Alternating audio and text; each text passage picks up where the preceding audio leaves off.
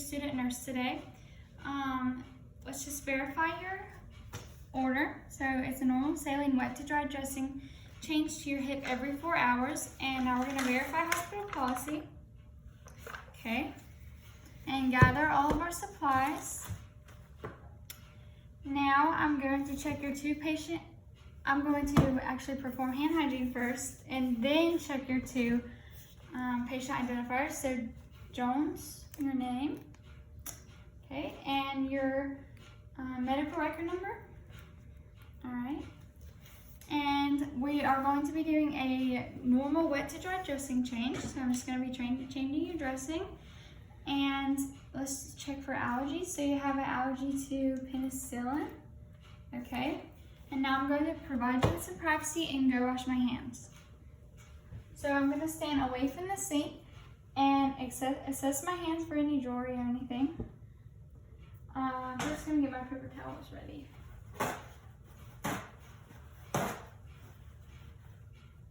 Okay. Now I'm going to turn the faucet on. Warm. Wet my hands and pump 3 to 5 milliliters of soap. When my hand's facing down, I'm going to start washing.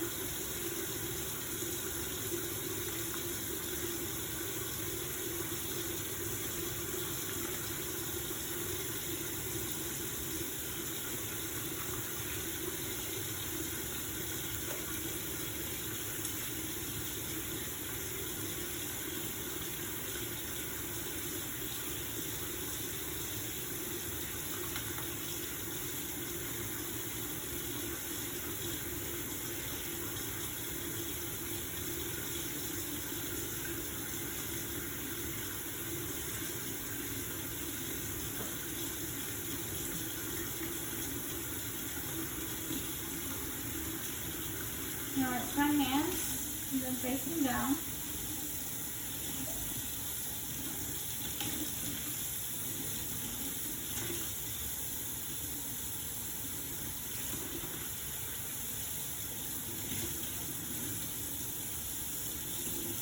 I'm going to dry my hands from my fingertips to my wrist.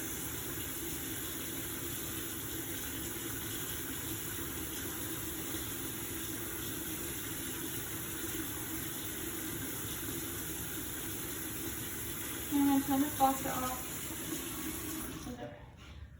So the reason that we wash our hands with soap and water is to prevent the spread of C. diff and to, if our hands are visibly soiled with blood or bodily fluids, and if we want to use antiseptic scrub, we would use that if we touch an inanimate object to reduce the microorganisms on our hands, and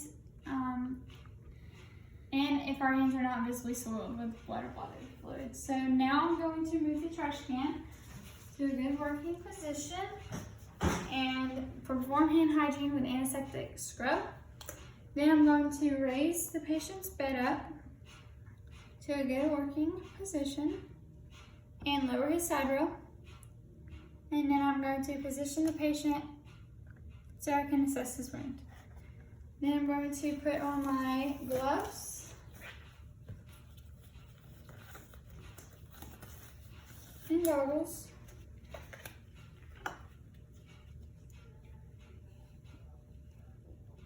And take off the ABD pad. Just the outer dressing. I'm going to pull the tape towards the wounds carefully.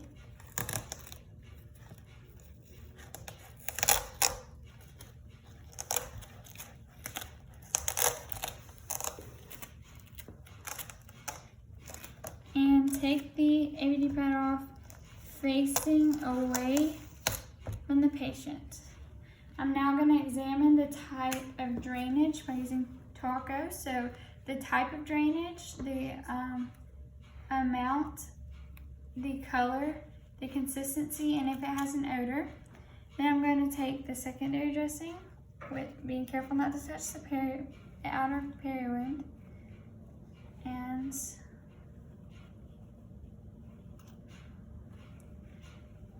to assess the type of tissue growth and the size of the wound. I'm going to palpate and note any redness, edema, or tenderness. That's good. Then I'm going to dispose of the ABD pad by rolling it up and facing my gloves downward towards the trash can. I'm going to remove them glove to glove and skin to skin.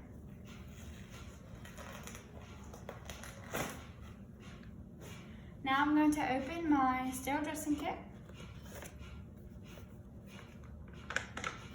and remove my sterile field.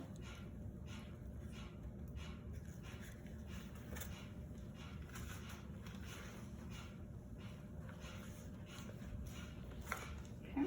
I'm going to empty the items onto the sterile field without, well away from the 1-inch board.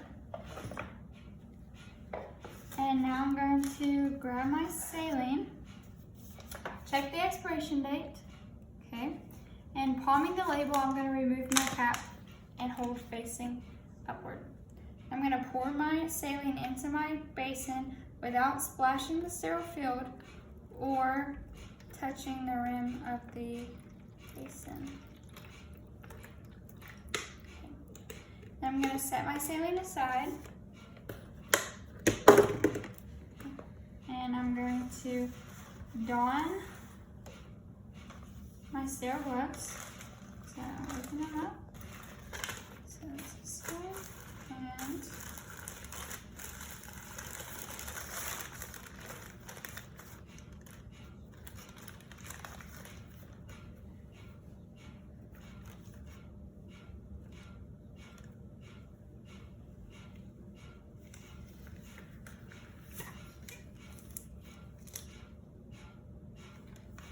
using the hitchhiker thumb.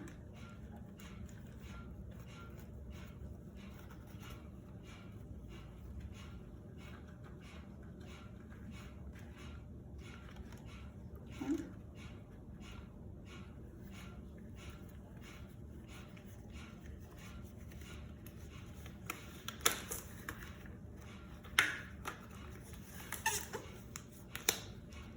Okay. Now I'm going to rearrange my items without crossing my sterile field and keeping them well away from the 1-inch border.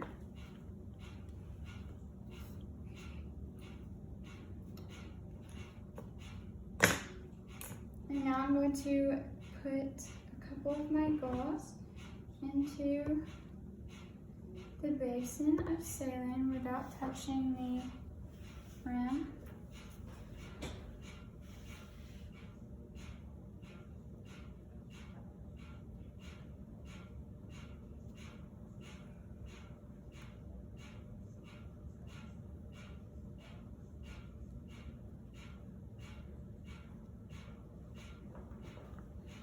Okay, now I'm going to clean, I'm going to squeeze out some of the saline and clean the intact suture line. So the intact suture line is clear, there's no drainage, it doesn't have any notable complications along the approximated edges, like edema or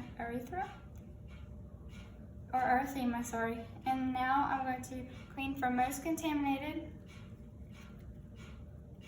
or least contaminated to most. So in one swipe, dropping the gauze in the trash above my waist, and do that again.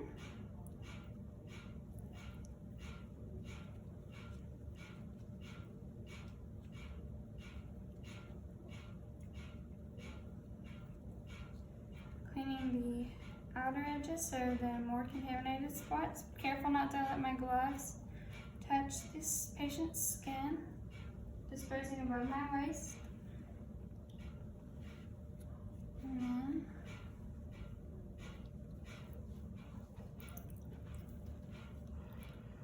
okay. Now other side.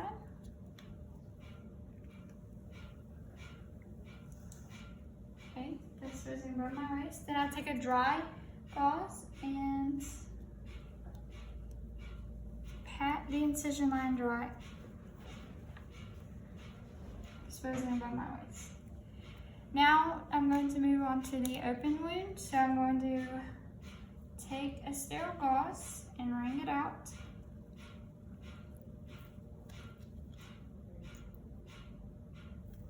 And I'm going to fluff it out a little bit.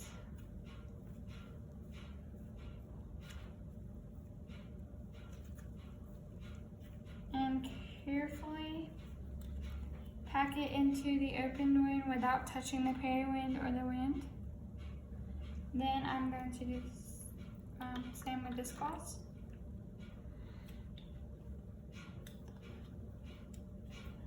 Fluff it out.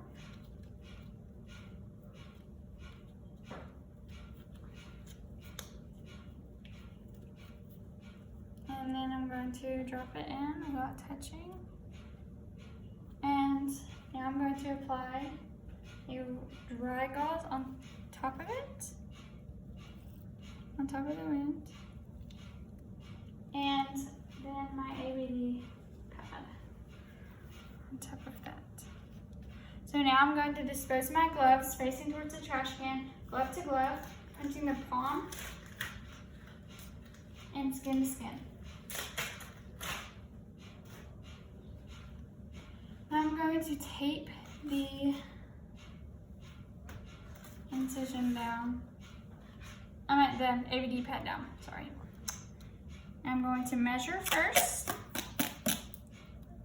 and then tear and tape.